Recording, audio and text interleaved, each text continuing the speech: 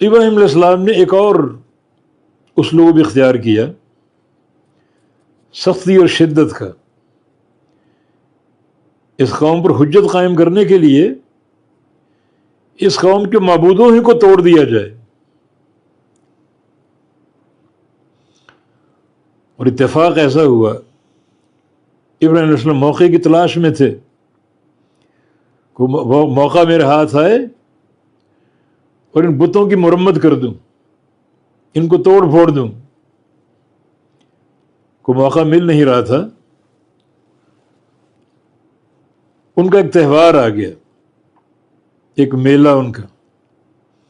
جس میں ساری قوم شریک ہوتی تھی۔ تو اس میلے کے لیے قوم جانے کی تیاری کر رہی ہے، ابراہیم علیہ السلام کو بھی دعوت دی کہ ہمارے ساتھ چلو۔ تو فنظر نظرۃ فی النجوم، ایک نظر دیکھا ابراہیم علیہ السلام نے ستاروں میں، فی النجوم ستاروں میں، نجوم نجم کی جمع، نجم کا معنی ستارہ، نجوم ستارے، ایک نظر دیکھا ابراہیم علیہ السلام نے فی النجوم ستاروں میں۔ جب قوم نے دعوت دی تو اوپر کو دیکھا، ستاروں کو دیکھا۔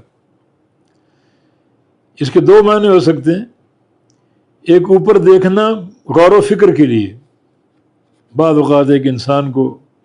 کوئی بات کہی جائے یا کچھ پوچھا جائے اور وہ غور و فکر کرنا چاہے تو اوپر کو دیکھتا ہے، تو غور و فکر کے لیے، یا پھر اس لیے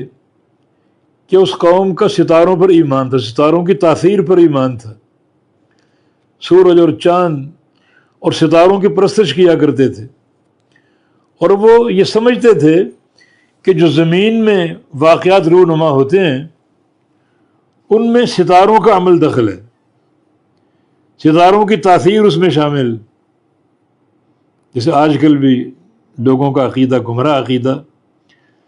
ستاروں کے بارے میں عقیدے رکھتے ہیں، باطل نظریات رکھتے ہیں، آپ کا یہ ہفتہ کیسے گزرے گا، یہ مہینہ کیسے گزرے گا، تو ستاروں کے احوال کو دیکھ کر اور ان تاریخوں کو دیکھ کر وہ زمین کے حوادث کا تعین کرتے ہیں، بالکل مشرکین کے شیوے کی طرح۔